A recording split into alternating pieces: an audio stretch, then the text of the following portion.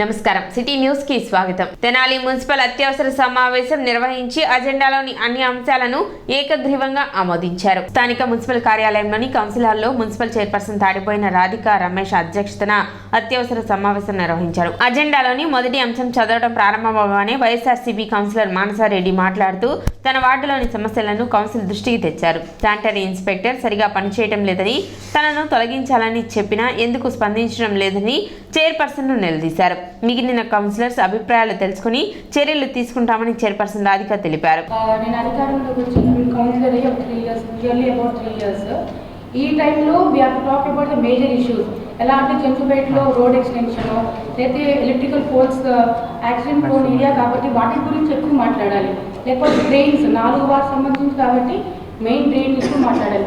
అది కాక నేను ఎప్పుడు మీ ఫ్యామిలీలో ఉన్న ప్రాబ్లం మా శానిటరీ ఇన్స్పెక్టర్ గురించి. నాకు ఆ శానిటరీ ఇన్స్పెక్టర్ నా వార్డులో సరిగ్గా చేయట్లేదు అని చెప్పి మీకు ఎన్నోసార్లు మీ దృష్టిలో కానీ కమిషనర్ దృష్టిలోను ఎమ్మెల్యే దృష్టిలో కూడా తీసుకొచ్చాను.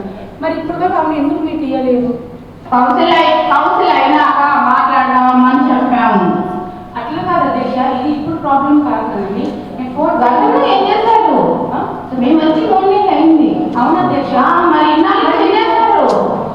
ముందు లేదు తను వచ్చేప్పుడు తను ఎప్పుడు వచ్చింది? అదేనమ్మా, మేమేమన్నాను, కౌన్సిల్ అయినాక మిగతా వాళ్ళని కూర్చోబెట్టి ఇన్స్పెక్టర్ అట్లా కాదు మాట్లాడు. మిగతా మాట చెప్పాను కదండి. చెప్తే కాదుగా, మిగతా వాటిలో కూడా నలుగురు వాటిలో సంబంధించి మనం మాట్లాడదామని చెప్పి మిగతా వాటి వల్ల ప్రాబ్లం లేదండి, నా వాటి ప్రాబ్లం మాట్లాడితేనే కదా అప్పుడు నువ్వు తమను అనుకుంటే అడగండి మేడం. ఇప్పుడు తర్వాత కాదు, ఇప్పుడే అడగండి ప్రాబ్లం ఏంటనేది. ఇప్పుడే అడిగేయండి ప్రాబ్లం ఏంటనేది. అడుగుతాం. ఎజెండా మొత్తం కంప్లీట్ అయింది. మాట్లాడి మ్యామ్ ఆల్రెడీ రేస్ చేసాం ఈ ఇష్యూ. నేను చెప్పారు, నేను ఆన్సర్ చెప్పాను. ఎజెండా అవునండి, మాట్లాడదాం. ఆర్పిఎం క్లబ్లో ఉంది బ్రిడ్జి డౌన్లో. సో అక్కడ సచివాలయం ఉంది 2.5 years నుంచి, అంటే నియర్లీ అబౌట్ 30 months. ఇప్పుడు వరకు దానికి మనం కరెంటు బిల్ అనేది కట్టలేదు. ఇప్పుడు కూడా ఎంఈ గారి ద్వారా మేము అక్కడ కరెంటు మీటర్ పెట్టించాము అండ్ ఎలక్ట్రికల్ లైన్ సప్లై పెట్టించాము. రీడింగ్ అవుతుంది కానీ బిల్ జనరేట్ అవ్వట్లేదు. సో నాకు ఈ 2 issues అనేది వెంటనే సాల్వ్ అయిపోవాలి మేడం. అమ్మ కౌన్సిలర్ నాకు మాట్లాడదాం మేడం, దాన్ని రిపీట్ చేస్తే నేనేం చేయలేను కదా.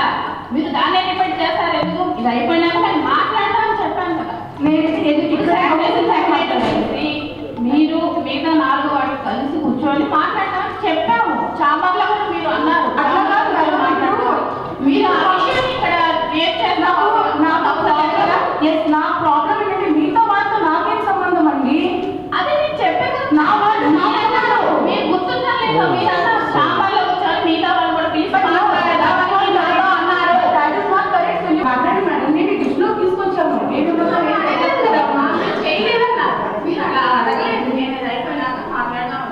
అజెండాలోని 33 అంశాలను ఏకగ్రీవంగా ఆమోదించామని చైర్పర్సన్ రాధిక తెలిపారు. ఈ కార్యక్రమంలో municipal commissioner M Jaswantrao, MHO Nirmala, ME Nagamalleswararao, పలువురు మున్సిపల్ అధికారులు, సిబ్బంది పాల్గొన్నారు.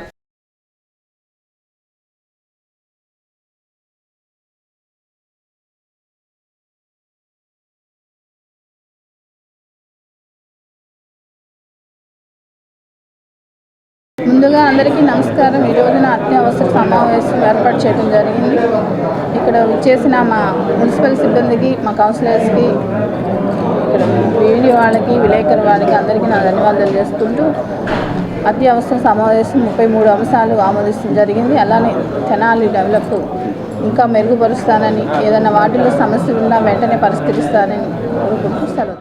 మంగళగిరి మండలం పెదవడ్లపూడి గ్రామంలో దక్షిణ షిర్డీగా పిలువబడే సాయిబాబా ఆలయం 18వ వార్షికోత్సవం ఫిబ్రవరి 3వ తేదీన ఘనంగా నిర్వహించనున్నారు. ఈ సందర్భంగా వార్షికోత్సవానికి సంబంధించిన పోస్టర్ ఆవిష్కరణ చేశారు. ఉదయం 4 గంటల నుండి బాబావారికి అర్చనలు, అభిషేకాలు మరియు అన్నదాన కార్యక్రమాలు ఉంటాయని నిర్వాహకులు తెలిపారు. భక్తులు విశేష సంఖ్యలో పాల్గొని బాబావారి కృపకు పాత్రలు కావాలని తెలిపారు. రేపు ఫిబ్రవరి 3వ తారీఖున పెదవడ్లపూడి మంగళగిరి మండలం గుంటూరు జిల్లాలో షిరిడి సాయిబాబా వారి యొక్క 18వ వార్షికోత్సవం జరుగుతుంది.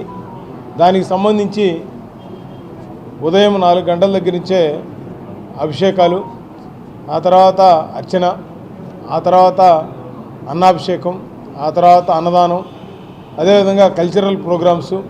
హైదరాబాద్ నుంచి డ్రీమ్ జే అనే ఒక ఒక ఈవెంట్ మేనేజ్మెంట్ వాళ్ళు ఈసారి కొత్తగా చేయబోతా ఉన్నారు. ఇక్కడ కల్చరల్ ప్రోగ్రామ్స్ని ఒక 15 మంది దాకా సింగర్స్ కానీ మరి జబర్దస్తి టీం కానీ అదేవిధంగా సాంస్కృతిక కార్యక్రమాలు భరతనాట్యం కూచిపూడి కూడా పిల్లలు చేస్తూ ఉన్నారు ఆ రోజున. అదేవిధంగా ప్రముఖులు అందరూ కూడా ఎమ్మెల్యేలు ఎంపీలు వివిధ పార్టీల నాయకులు ముఖ్యంగా మరి పురంధేశ్వరి గారు అదేవిధంగా మన రాష్ట్రంలో ఉన్నటువంటి వివిధ ప్రముఖ క్షేత్రాల యొక్క స్వామీజీలు కూడా ఈ కార్యక్రమానికి రావడం జరుగుతుంది.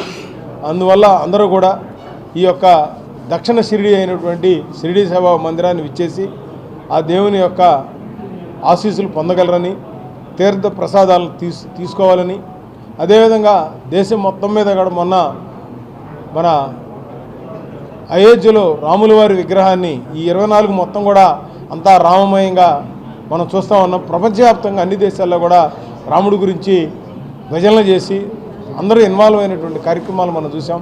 మరి మోడీ గారు దాన్ని అన్ని దేశాల్లో కూడా ఆ విధంగా చేశారంటే ఎంత ప్లానింగ్ ప్రకారం చేయడం అనేది మనం అదృష్టంగా భావించాలి. మరి ఈ సంవత్సరం కూడా రాముడి యొక్క ఆశీస్సులు కూడా ప్రతి ఒక్కరికి కూడా ఉండాలని ఉంటాయని కూడా నేను భావిస్తూ మరి అన్ని మతాలకి ఎక్కడ ఇబ్బంది లేకుండా సర్వమత సమానత్వాన్ని మరి ఆ అయోధ్యలో మనం చూసాము. ఎక్కడ ఎటువంటి ఇబ్బందులు కలగకుండా అదేవిధంగా రేపు 3వ తారీఖు సాయిబాబా ఈ యొక్క వార్షికోత్సవాన్ని కూడా సక్సెస్ చేయాలని కోరుకుంటూ అందరూ కూడా ఆ కార్యక్రమాన్ని మరి జయప్రదం చేశాను దోహదం చేయాలని కోరుకుంటూ సెలవు తీసుకుంటాం. శ్రీ గోవిందనామ జపయజ్ఞ పూర్ణాహుతి మరియు శ్రీ వెంకటేశ్వర సహస్ర వైభవోత్సవాలు అత్యంత వైభవంగా 2వ రోజు కొనసాగాయి. కొత్తపేటలోని తాలూకా హైస్కూల్ ప్రాంగణంలో నిర్వహిస్తున్న ఈ ఉత్సవాలకు భక్తులు విశేష సంఖ్యలో పాల్గొన్నారు. 2వ రోజు స్వామివారికి అష్టదశ పద్మారాధన, సాయంత్రం వసంతోత్సవం ఘనంగా నిర్వహించారు.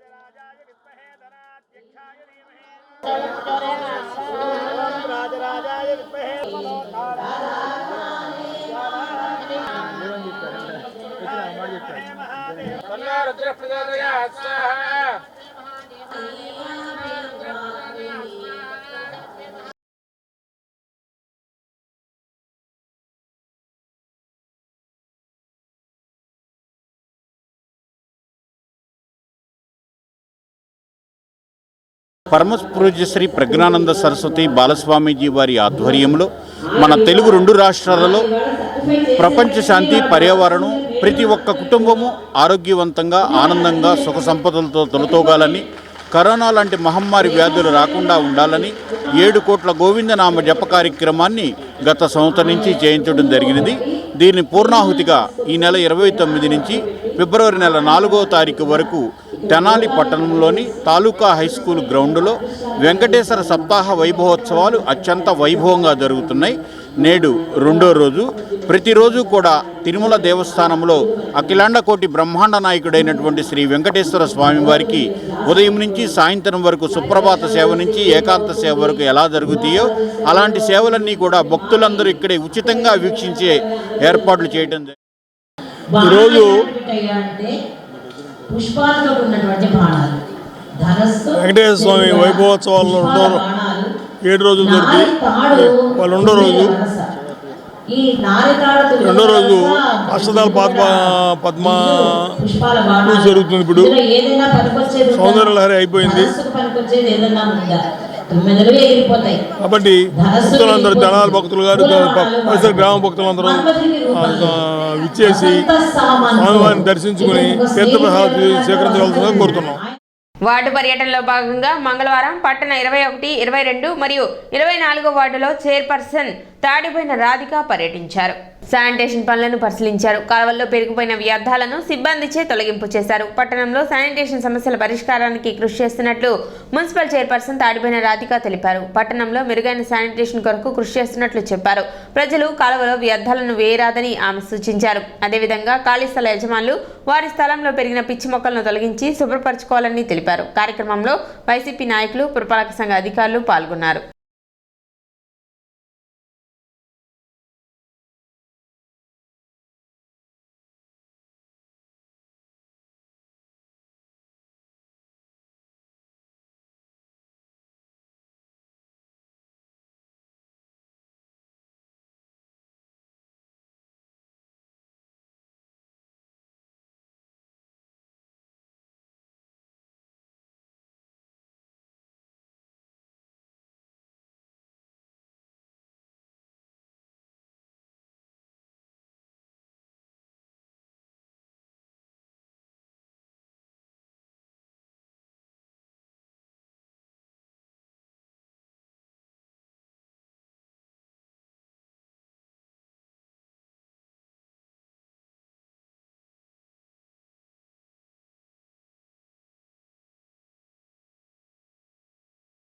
ఈ రోజున 21, 22, 24 వార్డుకు సంబంధించిన ఈ డ్రైన్స్ అనేది గత 2 రోజులుగా చేయడం జరుగుతుంది.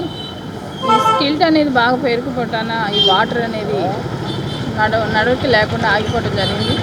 ఆ సిల్ట్లో ఈ దోమలు ఉత్పత్తి బాగా ప్రజలకు కూడా ఇబ్బంది ఉందని ఈ షాపులు గల వాళ్ళు కూడా బండలు వేయటం జరుగుతుంది.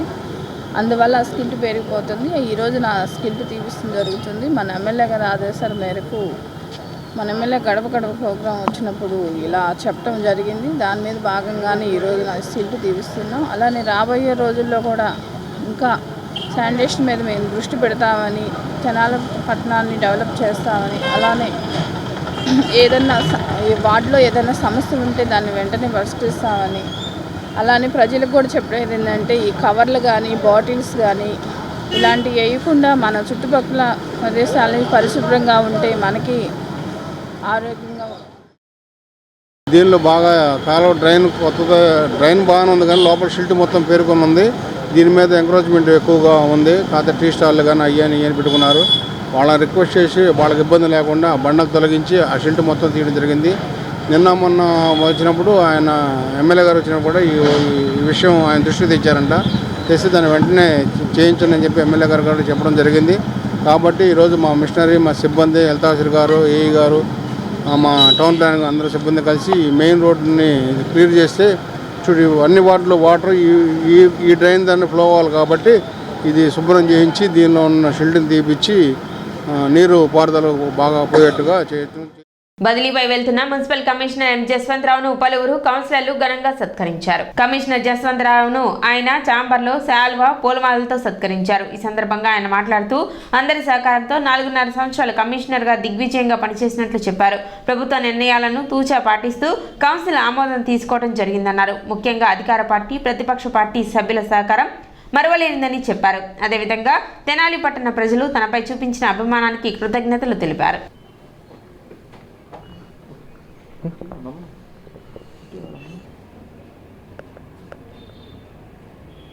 ఈ తెనాలి పురపాలక సంఘంలో కమిషనర్గా 4.5 సంవత్సరాలు వారందరి దీవెనలతో అలాగే అందరి కోఆపరేషన్తో 4.5 సంవత్సరాలు దిగ్విజయంగా ఎలాంటి అరమరికలు లేకుండా ఎలాంటి తప్పులు జరగకుండా అడ్మినిస్ట్రేషన్ తీసుకురావడం జరిగింది.